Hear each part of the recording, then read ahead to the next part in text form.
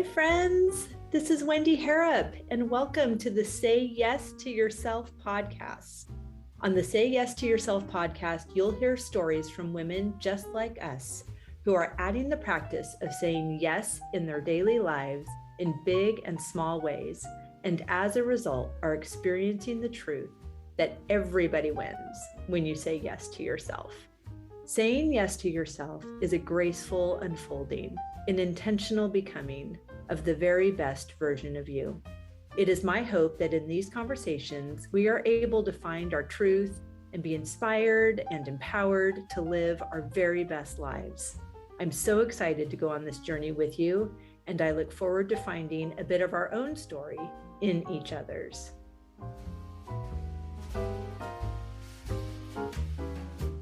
Hello, my beautiful friend. Welcome back to the podcast. I'm so delighted to have you here.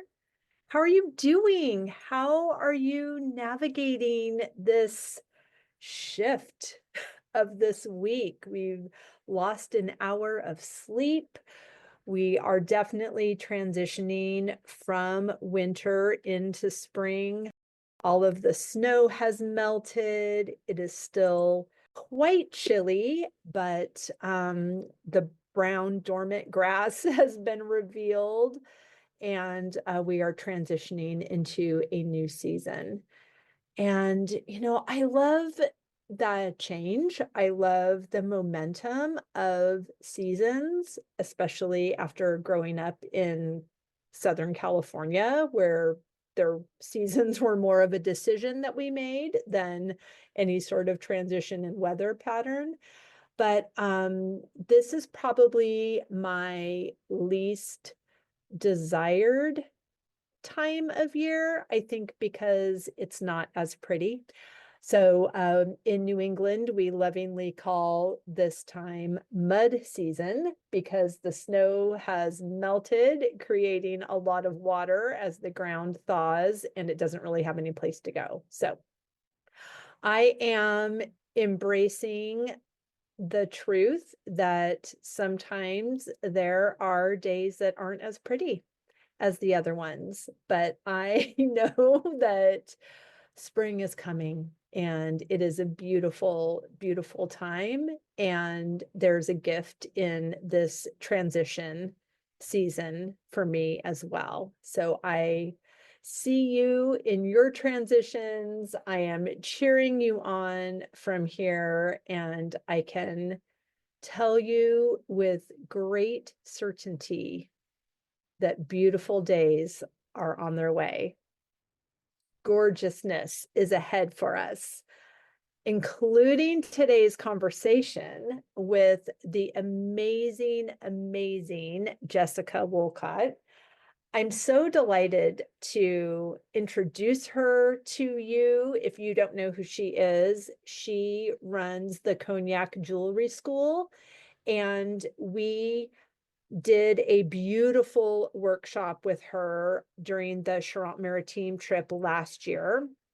We made two beautiful pieces of silver jewelry. So gorgeous, so proud of myself. I made a beautiful necklace and a ring. And I can't believe that I did that because she's amazing, and she makes you feel like you can do anything because she guided us so expertly. And I'm thrilled that we are going to be visiting her jewelry school again. So the Charante Maritime trip is August 23rd through the 30th. And this fabulous trip, the majority of my trips are for the solo female traveler, but this particular trip I lead with my friend Susan Hayes of Our French Oasis. And we open this particular week up to solo female travelers, to couples, to anyone that wants to come. If you're coming, you want to travel with your son or daughter or your mom or your dad or your aunt or anyone. This is so fun. So this is a trip designed for you to experience with one of your favorite people. we rent this glorious chateau about 15 minutes from my friend Jeff's house and Susan's house. They live in that area. Susan leads the trip with me, as I said. She lives there. We are having all of these amazingly fabulous experiences that only a local has, including the distillery tour at Citadel Gin, which you know is my favorite. We spend a whole day on Ile de Ré, bike riding, and taking in just this glorious seaside escape.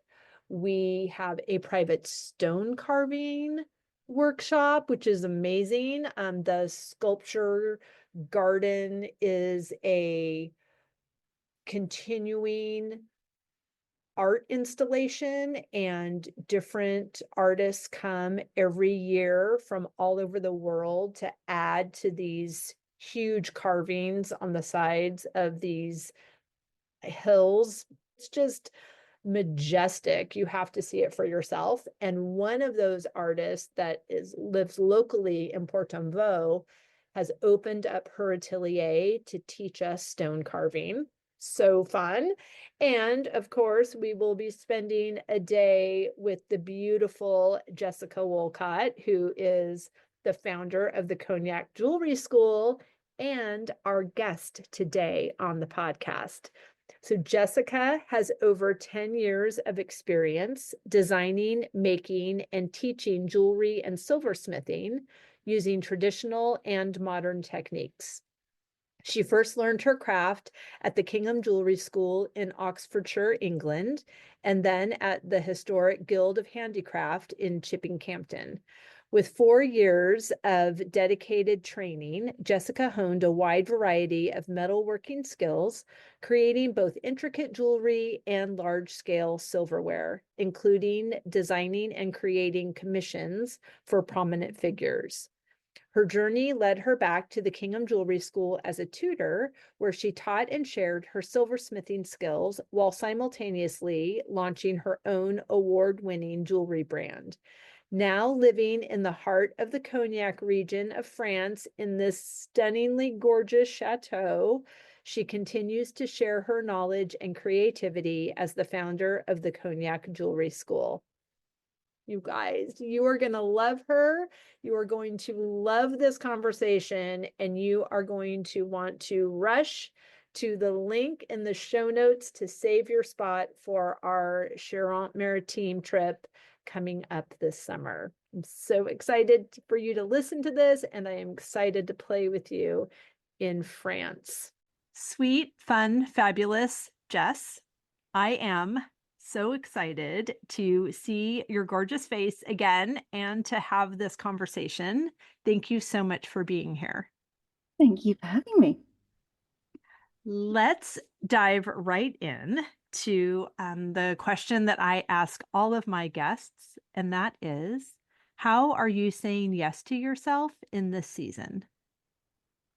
Well, before I answer that question, I probably should tell you that I am actually a chronic yes person. So in order to tell you about the yes that I have now, it probably helps to give you a little bit of backstory for how I got here. It's my favorite thing. Absolutely. So ever since I was a little girl, I decided to say yes to everything. As a way, quite possibly, of just not deciding at all, but yes to every opportunity, which over the years has then delivered the pathway that I've taken in life, just through saying yes, whether I was scared or, going into the unknown. It took me to education abroad. It ran me 10 marathons. It taught me to scuba dive. It's one of the things that I enjoy the most about life, is just saying yes. Oh my gosh. Throwing it out there and seeing what comes back. That is why you are one of my favorite people on the planet, by the way. Please continue. You are in the right room. So just to go back a few years, in 2020, I think, 2019, I said yes to moving from the UK, which is where I'm from, to France, which was a decision based on a whim of a yes. It was an idea. It was a thought that had no gravity whatsoever. My husband, Jonathan, said to me one day we were looking to move. We were ready to do something different, but we didn't know what to do. So we looked at some houses and we thought, we could go somewhere a bit further afield. And he said, "Oh, do you remember all those years ago, the last time we were shopping for a house, we were looking at houses in France?" And I was going, "Oh yeah, no, I do remember that. That was fun." We didn't do it. We had commitments, life. But this time around, we had the same conversation and we said, "Well, we'll look. We'll we'll put our house on the market. We'll have a look. We'll maybe do a few trips and we'll see. If our house in the UK sells, that's great. If it doesn't, it doesn't matter." I wish our listeners could see my smile is so big listening to this story that my face is actually hurting. This is so dreamy and delightful. Please continue. Sometimes I think with big decisions and life-changing decisions, it doesn't pay to think too much. Agreed. If you have a dream, if you can get bogged down quite easily in the nitty-gritty, in the paperwork, in the what ifs, in the possibility of things not going to plan, which obviously they never do anyway. Yes, so we came out to France, we looked at some houses, and then I fell in love. As one does. One does, which I wasn't really expecting to do, but it happened.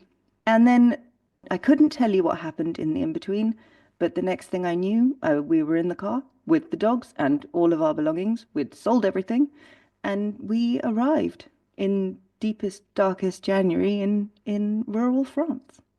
Oh my gosh. So yes, and that's where we've been for the last 4.5 years. Okay. So, listeners, if you are thinking, oh my gosh, a sweet cottage in rural France. Nope, not a sweet cottage. Tell us more about whom you fell in love with. Well, we are both creatives, we're both artists, we're both dreamers. I'll just tell you that we're not necessarily, logical thinkers. So we fell in love with a small château that needs a little work, but she has a pair of turrets and a lot of very nice features, and she's very romantic. So it had to be. And she sits in the vineyards of Cognac and she welcomes visitors in a long alley of trees. She is dreamy and inviting and fabulous and uh she's just she's fun. She is the perfect match for you and Jonathan. I am very fond of her. She's a good project. Right? Has this been your habit to have properties call to you, or is this the first time that you really felt something that was just meant for you?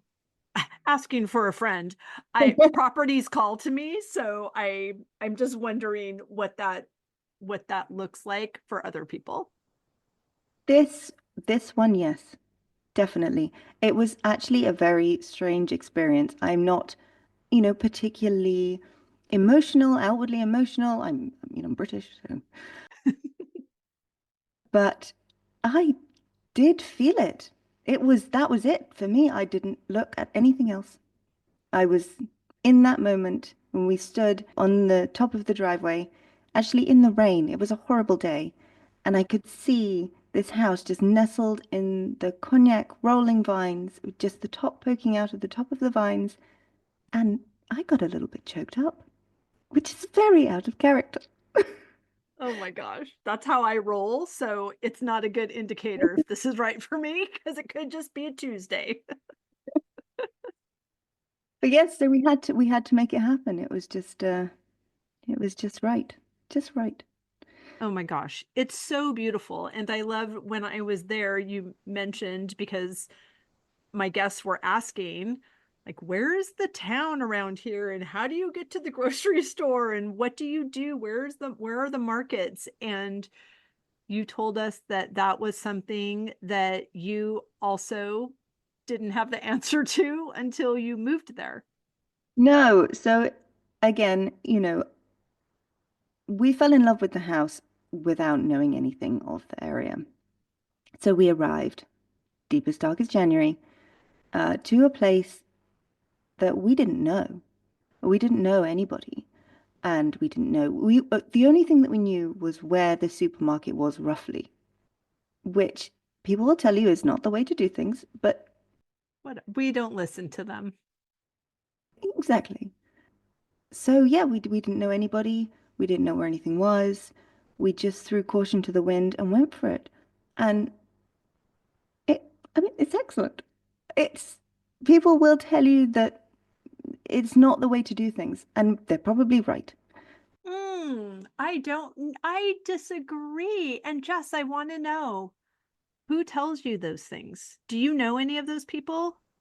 Or do Well, you feel like you have to kind of buffer your extreme yesness because you don't know the ears that the story is falling on? I'm interested.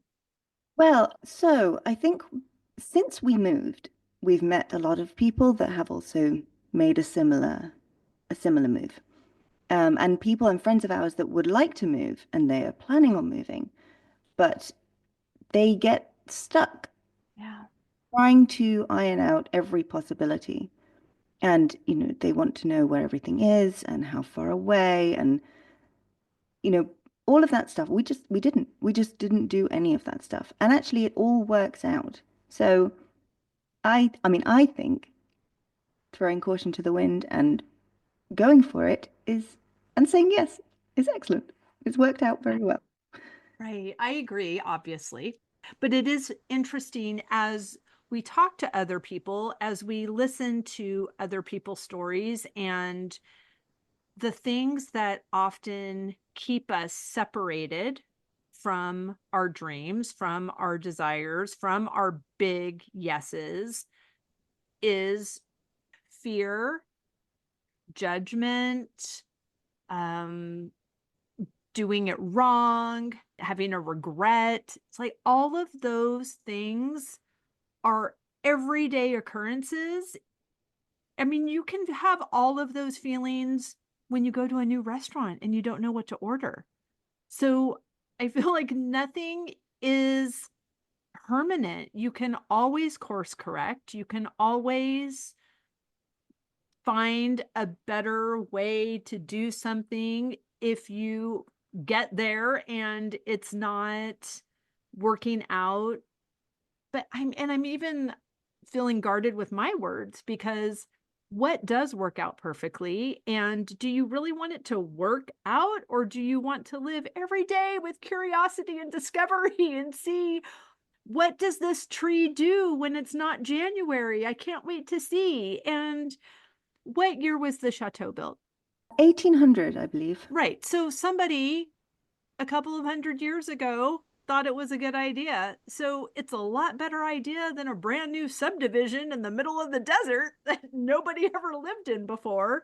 So I just feel like these things that the things that keep us from what we really want make so much sense in our heads, or when we talk to other people who are also not going after their dreams, it makes perfect sense to them to stay logical, to be reasonable, to stay safe, be in your box, just look at Instagram and wish you were living those people's lives instead of living those lives and being so busy living your life that you don't have time to post on Instagram. Yes, just sometimes throwing logic out the window and saying yes is the best decision. 'Cause I mean, I'm, naturally a logical thinker. So I have to disregard any potential downfall and just say yes because I know that I could think my way out of a situation quite easily. But just learning how to just say yes, and actually you do figure it out. It's never, you never stick to a plan anyway. So yeah, I think logic out the window, close your eyes and jump. Right? And sometimes that yes is the next logical step. If you've identified where you want to go, how you want to feel, what you want to do, for me, I want to have property in France. So the next logical step is to purchase property in France. That's not crazy. That's not a dream. It's actually the proper step to get to where I'm going. And for anyone that doesn't think that that's reasonable, they're welcome to have a conversation with themselves about that all day long. And I am not available for that conversation because I'm not asking them to, I wouldn't ask them to come with me anyway. They're not fun. Wait. Oh my goodness. Okay. So you've purchased this beautiful, beautiful, gosh, gem. She's a gem. What happened in February? Where do you even start when something is this beautiful and full of possibilities? Well, we obviously we know that these old, beautiful, historic properties take time and they need love, and you can't just do it all and then not do anymore because they're old, they need maintenance, they need love. So we actually had an interesting start to our experience here because we arrived in the end of January 2020, and we all know what happened next. So we didn't know where we were really, and we thought we will gently unpack our belongings. We will learn the house. We will, get to know the house and live in it a little bit before we put anything in a permanent home. And then in the spring, we'll go and explore the region. What a great idea. It is such a good plan. But like I say, none of the plans ever follow through.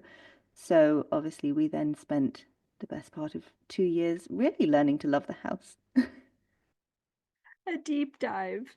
It was a deep dive, but we did a lot of, house renovations and just existing where we are. I mean, you know this, but it's very rural, which for us, we are my husband Jonathan is an artist and a musician, so he needs space and peace, and I am a jeweler and silversmith, so I need space, and you know, it's a good location to just be.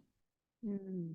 So it's been very good for us to just be somewhere where all you hear really is birdsong and then vine workers, which is lovely. It's such a good gig. It's much better than honking horns or bustling streets. Well, I think some people really love a city environment, but Hmm. that was never that was never something I chased. I never wanted to go and live in London or Paris, or I just yearn for nature and calm and peace, and that has all sort of fed through into what I do now. So at the end of the pandemic, when we finally were allowed to go out again, I opened the Cognac Jewellery School in the château in one of the outbuildings. So I now run that, which you know because you've been. I have, and I don't know. I'm sorry I'm not wearing my beautiful jewelry for this interview, but it's so stunning. And the way that it is incorporated into your property makes it so warm and inviting and cohesive, but also separate from your living space. And it's such a gorgeous backdrop for any creative effort there. I loved being there.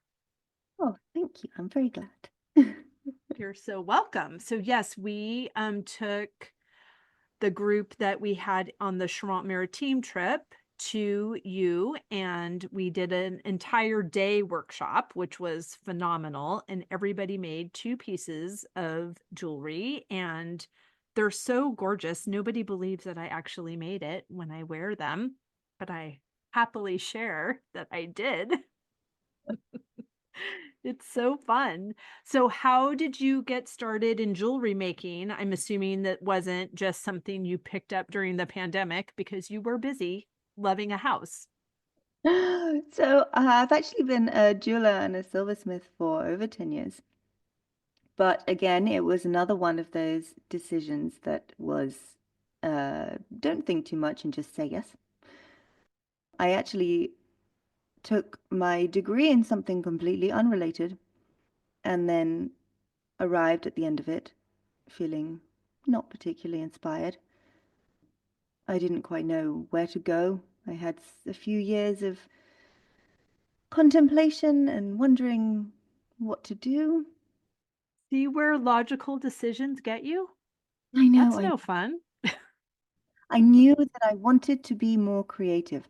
I I picked a degree that was not creative because somebody very logical told me that that was the logical route. Right. Something to fall back on. Exactly. And of course, I fall forward. exactly. So, Right. maybe a little bit of bad advice there. So I came out the other side and I thought, I really wish that I had done something creative. And then one day I was, not actively looking, but I happened to find a beginner's jewelry making course that happened to be starting the following week, happened to have one place left. Love it. And so it just felt like somebody was pushing me in that direction. So I signed up, obviously, and the rest just fell into place. I went to the jewelry school for a few years before they asked me to come back as a teacher. So this was in the Cotswolds in England, Beautiful.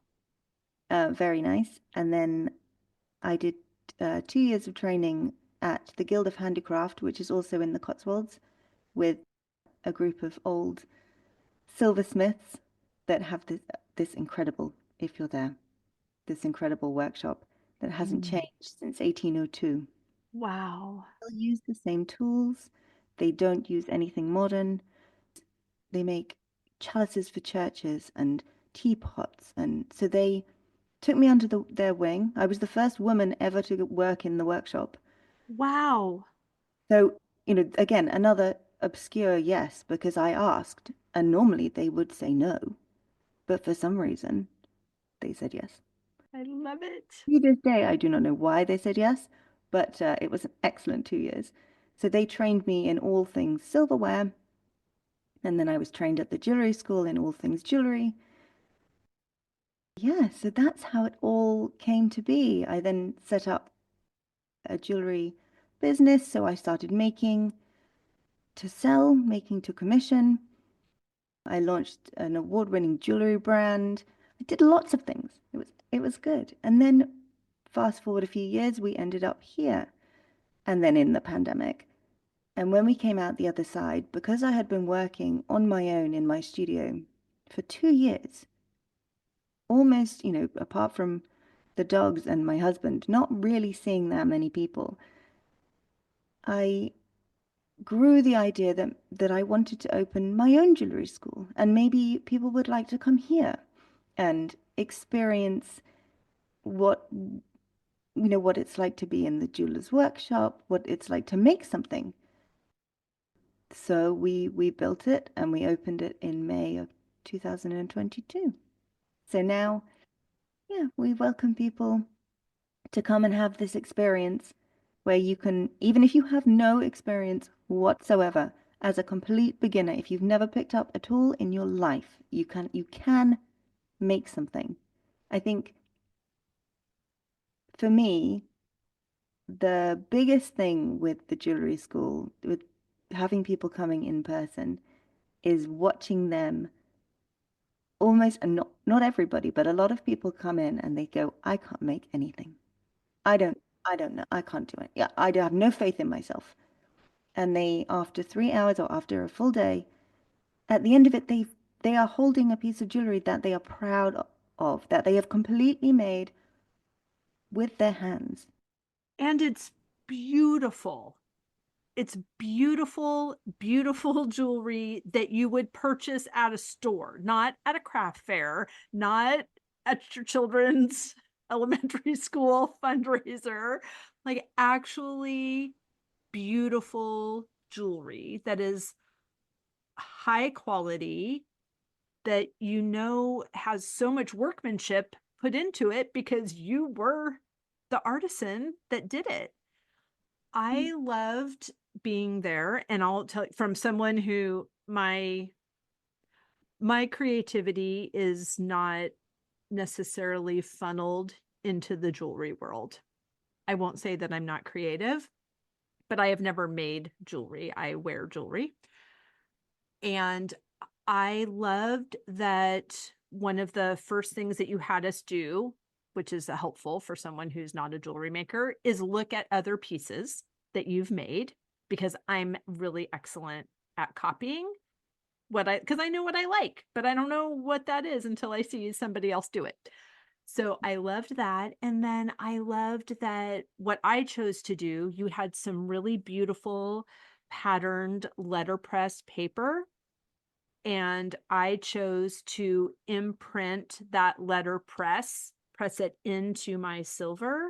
And that for me was such a beautiful bridge, because I was a wedding planner for 30 years. And besides meeting the bride at the beginning of the planning process and talking about all the details, typically one of the first places we go together is the stationers.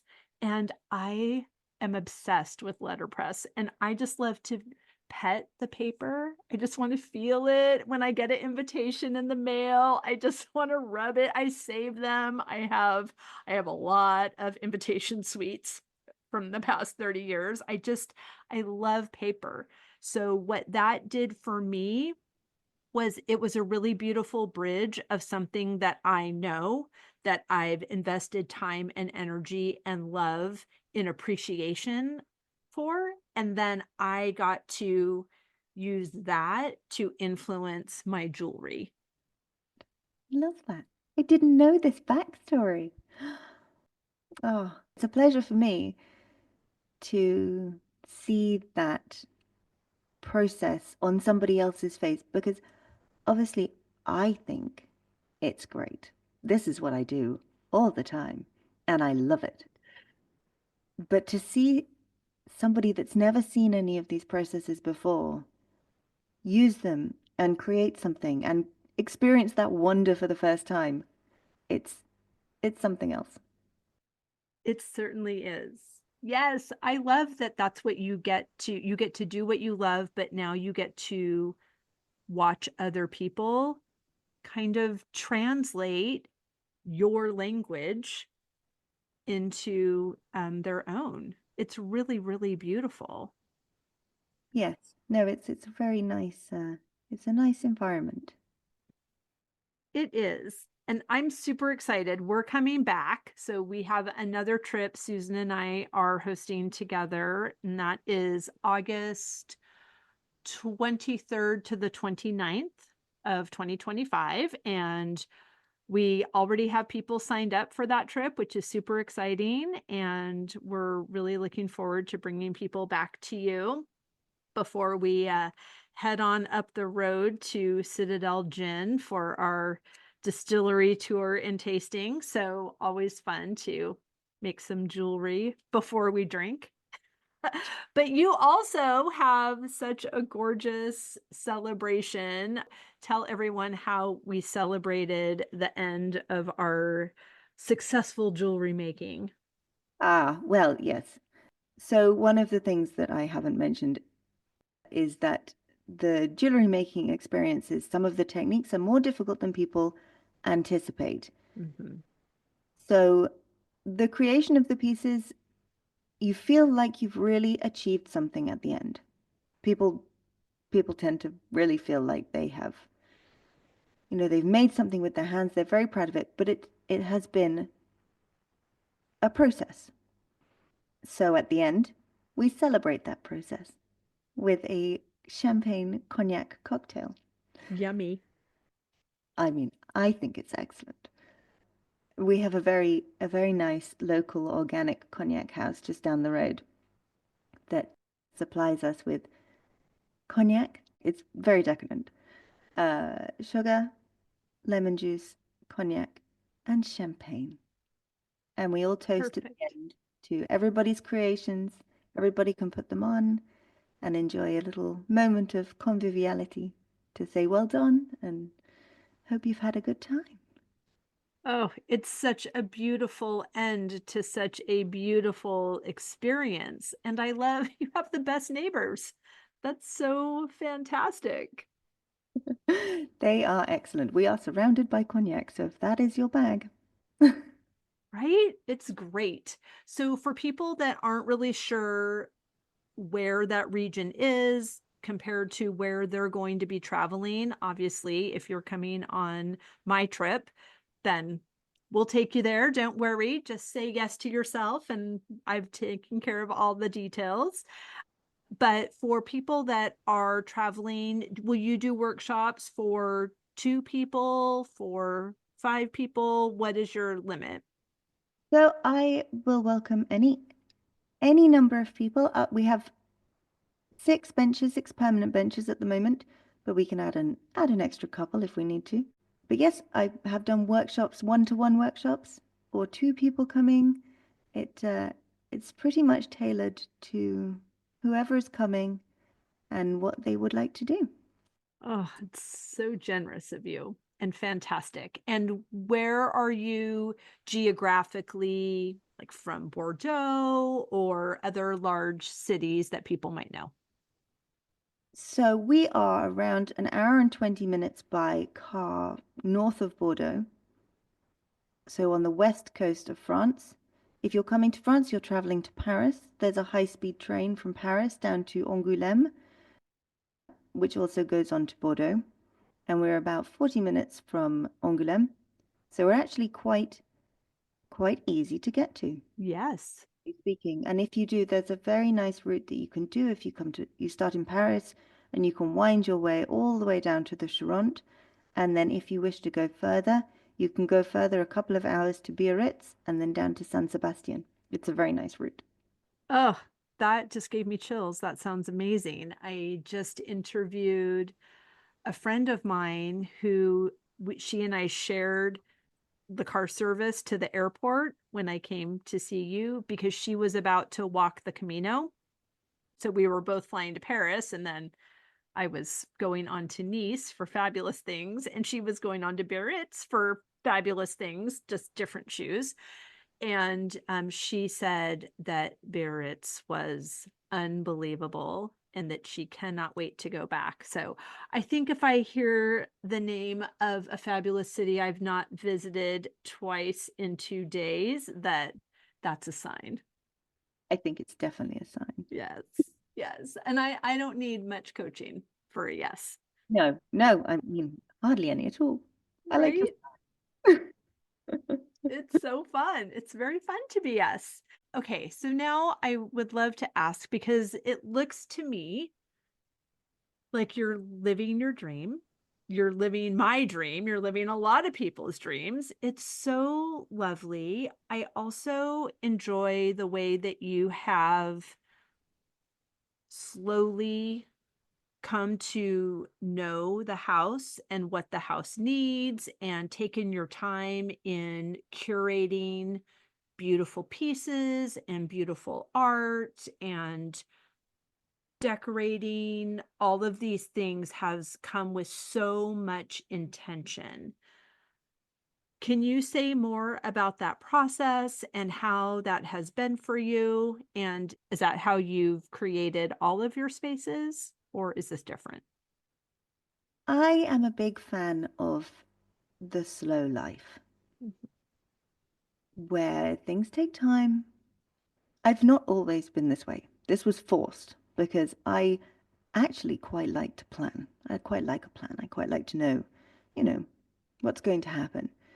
And but with, particularly with big old houses, they tell you what's going to happen. You don't tell them. Mhm.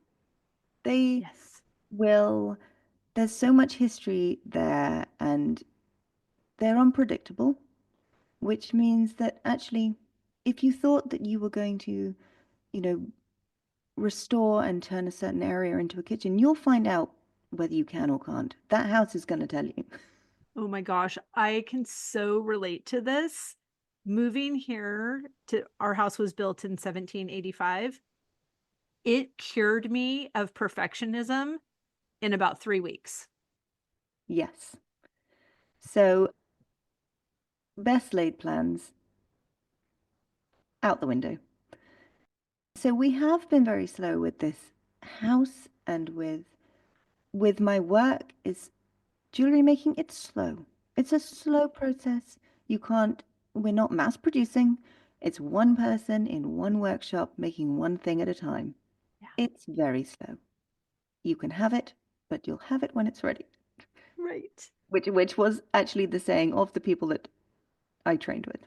They would always say, "You'll have it when it's ready," because Mm. life takes time. And actually, for this place, for France, I would say maybe for France as a whole, with the exception of Paris, but particularly for the Charente, the pace of life is slower. People Mhm. are slower. They stop for lunch, and lunch is long. It's 3 or 4 courses. It's not a lifestyle that favors speed or, deadlines and once you stop fighting and you relax into that, you suddenly feel like a weight has been lifted. Mm. Just, it's okay. It's okay to wait. It's okay to wait for with the example of the house, it tells us what it needs. If it needs fixing up in certain places, it will let us know. Oh, yes, it will. Oh, yes, it will. Oh, look, a puddle inside. Hmm. We'll just Okay. jump off that and jump onto this. Yes. Yes, lots of that stuff. But that not for everybody. I understand that. But for us, the romance of the whole thing outweighs all the puddles and, running around in a storm with buckets. I couldn't agree more. Yes, so it's very much, I don't know if you know this, maybe I told you this already, but the symbol for the Charente, the region, the Charente and the Charente Maritime is a snail. Oh, I did not know that. Yeah, yes. So it's a snail. And it's not because they like eating them, although they do.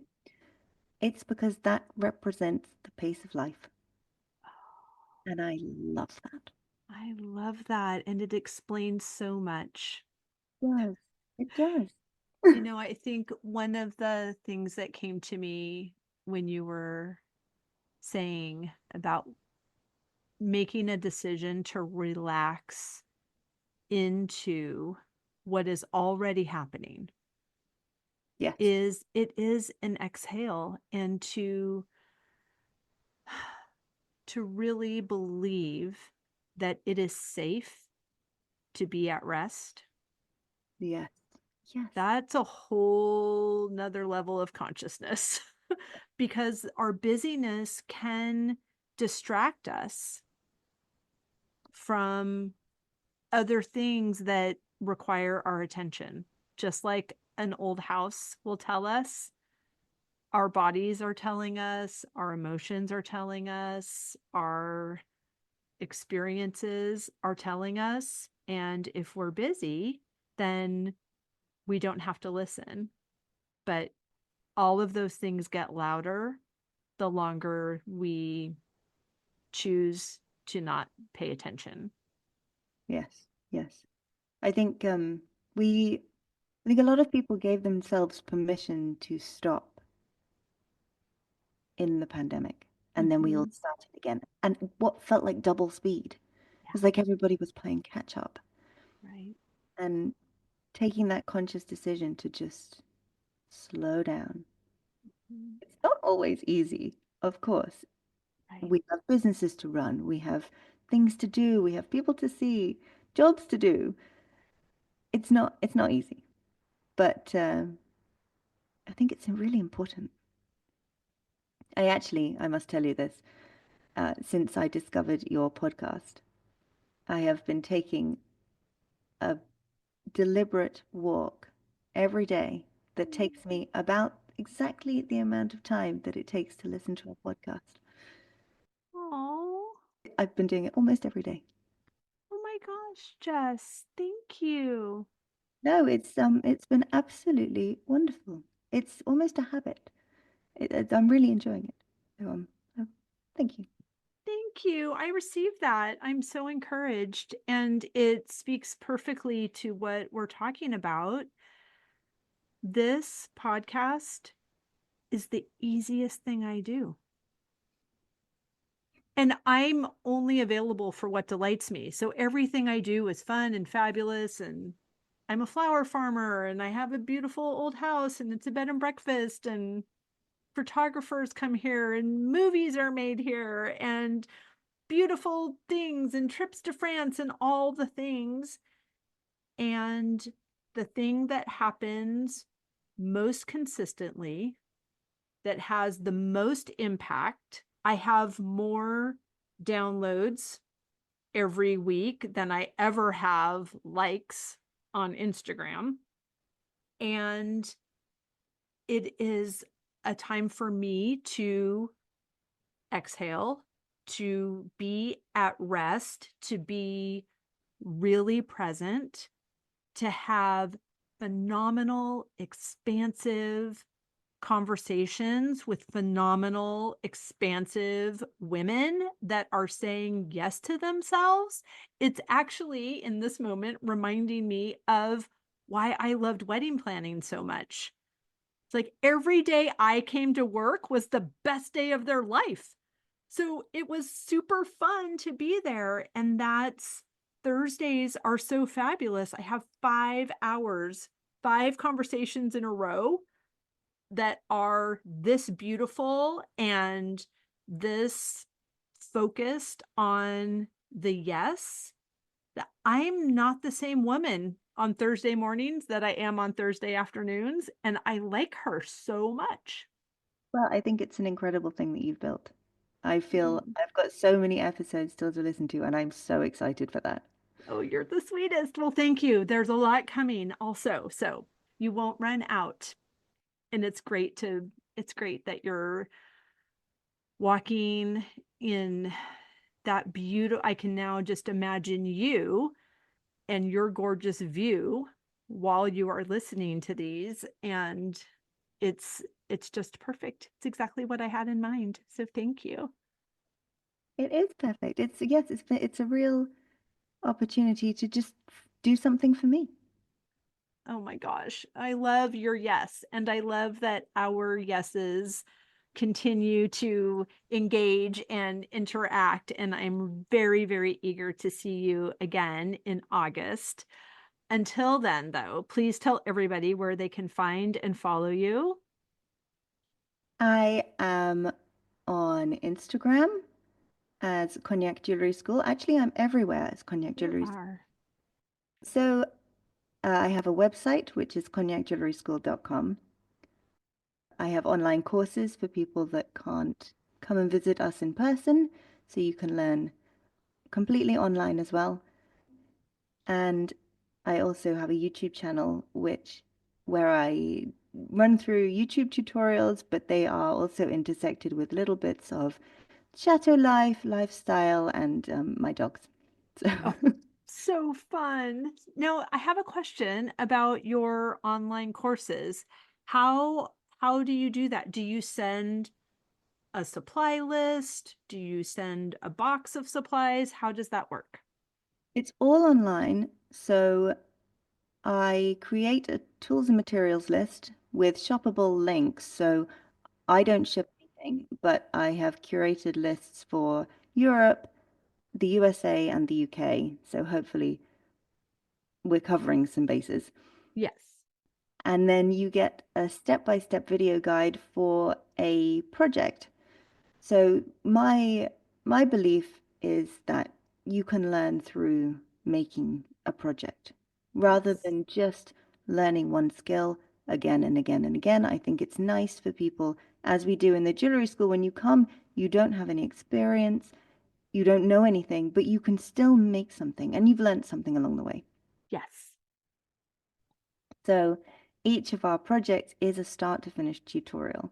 So at the beginning of it, we have some beginners ones for people that have no experience, and then we have some more advanced ones for people that have a bit of experience. But during the process, you follow a video step-by-step guide to take you through every process that you need to end up with a finished piece of jewelry. You'll learn different skills depending on what the project is. So, anything rings and earrings and all the designs. This is my playtime is Right. the designs that we then put into the online courses.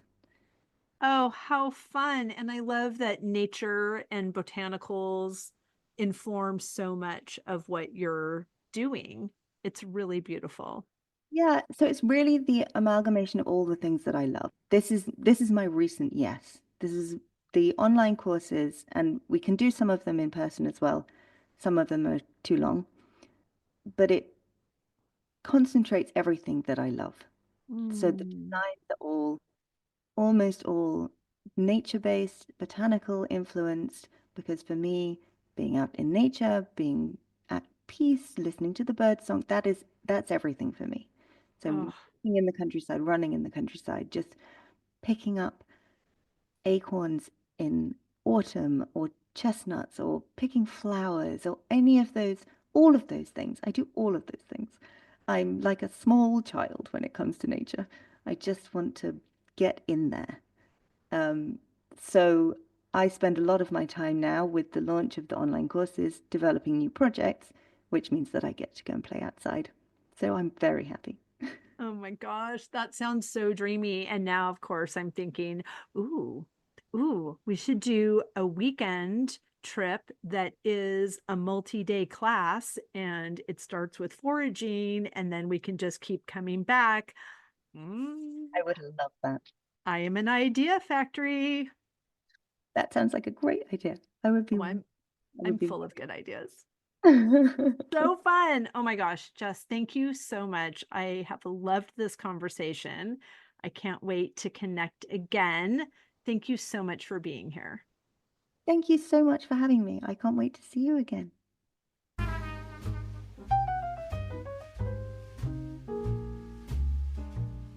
I hope you enjoyed that conversation as much as I did. As always, any links or notes mentioned can be found at phineaswrighthouse.com in the podcast section of our site or in the show notes below. And if you haven't connected with me personally, come find me on Instagram at Phineas Wrighthouse and let me know you listened to this episode. I'd love to get to know you. Thank you for sharing this time with me. I know your days are full, and I'm really grateful that you chose to spend some of your precious time right here. Be sure to subscribe to the podcast so you don't miss any of these delightful conversations. I'll see you next week.